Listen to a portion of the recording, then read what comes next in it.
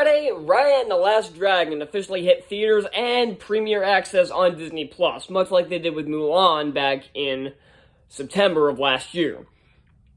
And this film centers around a girl named Raya, of course, as she travels with the last dragon named Sisu, as they try to collect 5 different pieces of this gem to stop this evil spirit plague kind of thing that's turning everybody to stone and basically turning the entire world into a wasteland. So, if you couldn't pick that up from the trailer, I don't blame you. I didn't either. I couldn't figure this out. I couldn't figure this plot out from the trailer. This was very complicated to figure out, and even the movie itself is kind of complicated at times. But thankfully, this isn't one of those films where it's complicated because it's dumb. It's complicated because there's a lot of stuff going on. But thankfully, there's not too much going on.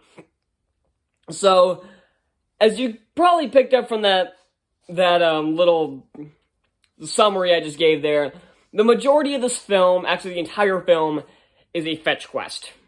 And if you saw the last movie, the last Disney movie starring Kelly Marie Tran, which was Rise of Skywalker, it did the exact same thing. But this one isn't nearly as bad as Rise of Skywalker. And I will say this, the last movie they had with Premier Access, Mulan, way worse than this. Because if you saw my review, you know I ended up giving like a D+ back when I did the grading reviews. That was not accurate. That video is irrelevant. That review is still pretty spot on, but the score I gave it is irrelevant and no longer needed. And because if you saw my Disney 2020 video, or my ranking of last year, my worst list of last year, you know that I hate that movie now. Just absolute freaking hate it. So this one isn't nearly as bad as Mulan. This one's actually a decent film. As far as modern Disney films go, it's one of the better ones. Because I don't think it's as good as, like, Wreck-It Ralph or Tangled, which those two I recently watched the last couple days because I wanted to watch some of the better modern Disney films. But it's not nearly as bad as the Frozen films or Ralph Breaks the Internet, so it's not that bad. It's kind of like dead in between there. So leaving a little bit more on the better side. This is actually a pretty good movie. I did not have particular high hopes for this, but Let me rephrase that. I had high hopes for this, but I didn't really have that high of a standard for it. I didn't think it was going to be that great, but I wanted it to be great. And I think it pretty much lived up to what I expected. The voice acting is pretty good on all fronts. I like Kelly Marie Tran. I hate that she got so much flack for Last Jedi, because it wasn't her fault. That was all on Rian Johnson and his shitty writing and direction. So I think... So she's a fine actress. There's nothing wrong with her. Awkwafina, I think that's how you pronounce it, plays the dragon Sisu, and I liked her in the second Jumanji movie in Jumanji The Next Level, so she was pretty good there, and I like her a lot here. And one thing I did notice is that I heard her voice a lot more when she turned into a human. Like, dragon, I'm like, okay, it kind of sounds like her, but it's like, okay, I'm watching a dragon, but then I really heard her voice when she turned human. I'm like, oh, there it is. But that's not really a knock on the film. Benedict Wong is in this, who you might know as Wong from Doctor Strange. He plays Tong, because, of course, it rhymes. The big, scary dude with the eye patch. And he's always funny. I really like Benedict Wong. The rest of this cast I don't really recognize, but they all did their job pretty well. The animation looks stellar, though my one hang-up with it is, like, the backgrounds and the dragons and, like, all the different visuals look great, but the human characters look off. I don't know what it is. It just looks like moving Barbie and Ken dolls. I know that's true of a lot of Disney films where they have these, like, big eyes and stuff, but no, these really look like they're just moving Barbie dolls. I don't know what it is, but that's just how it looks. Maybe it's just me, but they just kind of looked like wax dolls moving around. It still looked good. It's not like it looked bad or anything. It was really distracting at times. And like I said, this is an entire fetch quest of a story, but it's totally much better than Rise of Skywalker. There's not a bajillion shitty retcons, but the one thing I will say that was really bad about this film, the one thing that I'll say was really bad was the ending. The whole, like, emotional ending between, like, Raya and her father and all the different factions coming together at the end, that was fun. I'm talking about how they defeat this, like, evil plague thing. So, basically what they need a dragon to I guess Sisu, she's the last dragon, to put this gem together so they can use its magic to basically wipe it out and turn everyone who's back to stone, who was turned to stone, back to normal. But the okay, I'm gonna go into spoilers here, so just, if you want to hear it, just mute the video for the next minute or so. Sisu ends up getting shot and killed by the basic kind of villain of this movie, Namari. I say kind of because she's like an antagonist for about an hour, and then she's not. I'll get into that later. But Sisu's shot and killed with an arrow, and that pretty much dooms them because they can't put the gem together. But then they pull this bullshit where, oh no, it's not about the dragon, it's about we just need to trust each other. I'm like, that is utter horseshit. That pissed me off big time, because that's not how the real world works. If something like that happened, they'd be screwed. They should not be able to pull that. I know that this is just Disney trying to shove a moral in your face without it being subtle. They could have made the trust moral subtle here, but they jammed it into this final act, and it was just utter garbage. And they just, like, beat you over the head with it, and I hate when movies do that. Whenever they do something like this, where they where they shove the moral in your face, it makes it seem like they're treating you like an idiot. It makes it seem like, oh, you're not smart enough to figure this out on your own. When plenty of kids are smart enough to figure this out without you shoving it in their face. But yeah, that really pissed me off. Another thing that I didn't really like was the character of Namari. Now, I like that she was kind of first off, she's basically the reason why the world goes to shit again, is because her and her people betray, like, the 5 different factions are, like, heirs of a dragon. There's tail, there's fang, there's heart, there's spine, and then there's one more. I can't remember what the other one is, but the point is that Namari's tribe is fang, and Raya's is heart. And fang basically betrays heart and tries to take the gem for, I don't know why. They don't specify why. And they end up breaking it. And then each faction, of course, has one of the shards of it. And that's what causes the plague. I don't know what did they give it a name? I don't remember what the name was of this plague thing. But that's what causes it to come back and what causes the world to go to shit again.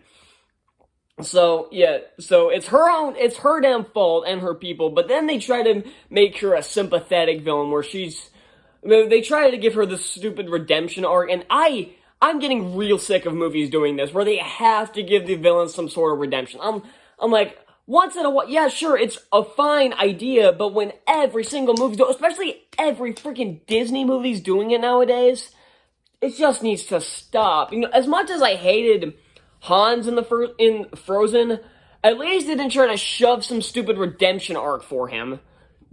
Or for King Candy and Wreck-It Ralph, or for Mother Gothel and Tangled. They didn't need to do that or Shadow Man in Princess and the Frog. They didn't need to do that because that's not what the story was about. This one should not, this character especially did not need a redemption arc, because she did not deserve one. She did nothing to earn redemption here. All she did was, she caused all this shit to happen, and then later on, and then she constantly is coming after Raya, trying to kill her and take the shards, and all of a sudden, she's a good guy, and then all of a sudden at the end, they force the fact that she's a good guy now, because she's like, oh, we need to expand our kingdom, and we need the shards to do it. So basically, the villain's plan boils down to the stereotypical world domination. And when your motive is that, you do not earn redemption. Because she did nothing to earn that in this film. And that really aggravated me. Because they did the same rush shit with Kylo Ren in, again, The Rise of Skywalker. And they didn't do it much better there. And that's just one of the things that just drives me nuts, is they think every villain needs to be redeemed. And no, they don't. I'm okay with redemption arcs, but I'm also fine if the villain has not earned redemption, I'm okay with seeing them being beaten into submission. I'm okay. I'm not one of those people like, oh, every villain needs redemption. No, they don't. Especially ones like this. So, those are basically my two biggest hangouts, but in retrospect, they are two really big things. Because you really need to nail the ending of your film, and they kind of botched it. But the last 10 minutes after that were pretty good.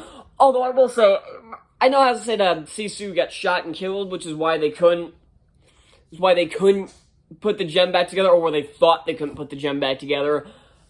After they fix the gem and everything goes back to normal, how does Sisu come back to life? At the end of the movie, she comes back to life. Do they explain it? No. I don't know how they did it. They don't really show what happened or how they brought her back. She just magically came back to life. And I know this is magic, but even magic has to be explained. It's like the same thing that happened with Thor: The Dark World. Some magic's fine, but explain something. And that was never explained, and that really drives me nuts. So those three big hang-ups are pretty much my only problems with this film. I do like the contrast between Raya and Sisu, where Sisu thinks she constantly needs to earn people's trust instead of taking the shards by force. And that would have been fine as the moral. That should have been the moral right there, instead of jamming it into the final act with no rhyme or reason and with no logic at all. So the moral was there, but then they just kind of just shoved it into the ending without any reason. It would have been fine. So I like the dynamic they have, and I like the other characters. Normally, I can't stand kid characters, but the kid who runs the ship is was his name Boone, I think? I can't remember. He was actually enjoyable. I actually really liked him. He was one of my favorite characters in the movie. He had a lot of energy to him, and he was funny.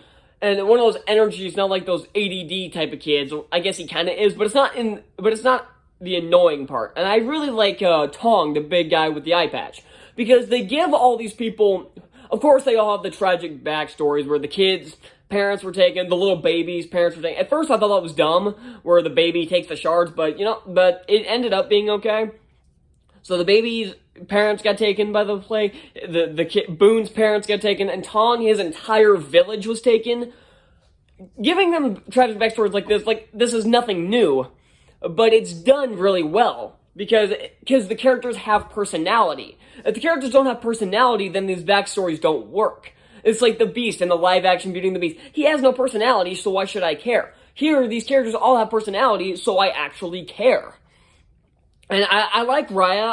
I like all the characters in this, except for Namari. But I've already beaten that bush. I don't think that's the right term, but not the problem. So it really feels like I'm crapping on this movie a lot, especially the last 5 or so minutes. I'm really shitting on it. This isn't a bad film at all. This is actually a very enjoyable one. This is actually one of those Disney films, the other day when I watched Wreck-It Ralph, the next day, yesterday, I'm like, you know what, I kind of want to watch it again. And then yesterday I watched Tangled, and you know what, right now I kind of want to go watch it again, because those are really good. And if I watch Zootopia right now, tomorrow I'll probably want to rewatch it again. This one I watched just last night, and I don't think I'm going to want to rewatch it right now. Maybe within a few more days. Maybe I'll probably watch it again sometime this week, because I actually really enjoyed it. Plus, got it on Premier Access, so you might as well get your money's worth out of it. I've never watched Mulan again, but I'll watch this one. I'll watch the animated Mulan, but not the live-action one. So this, as far as modern Disney goes, Disney's starting to climb back up. 2019 was kind of the downfall of Disney, having only 2 good films, and that being Avengers Endgame and Aladdin, everything else sucking.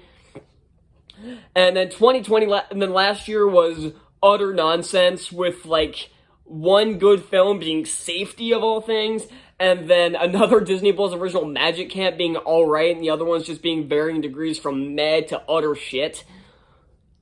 They're starting off strong here. I liked Raya and the Last Dragon. I really did. And Disney's next outing is at least not one of their Disney Plus things that comes out. Their next outing is going to be Black Widow. And it better be good. They better not push that shit back again. I swear to God, if they do, I'm going to be absolutely pissed. But so far, it's keeping its release date, so I'm staying optimistic for it. And then, yeah, they've got Black Widow. They got all their Marvel movies like Shang-Chi, Eternals, Spider-Man. I count that as Disney, even though it's technically a Sony product. But it's partly owned by Disney, so I'm still counting it. And then they got their Pixar film Luca. They also got Encanto. I know nothing about that film because they haven't released a full trailer for it, but I'm staying optimistic for Disney right now. I'm staying optimistic, and I better not regret it. So that's all I'm going to say. This is a very enjoyable film. I actually really recommend giving it a watch. I'm going to give Raya and the Last Dragon a 3.8 out of 5. Job well done, guys. This is much better than I was expecting. So, thank you all so much for watching. Be sure to hit that subscribe button down below for more reviews like this. Hit that like button down below. Hit that like button. Comment what you thought of Raya and the Last Dragon. And what do you think of the upcoming Disney films? Are you excited for them? Or do you think they're going to get pushed back again? Are you going to be pissed if they get pushed back again? I think everybody will. And so, yeah, that's what I'm going to say. And I will see you all next time. Bye.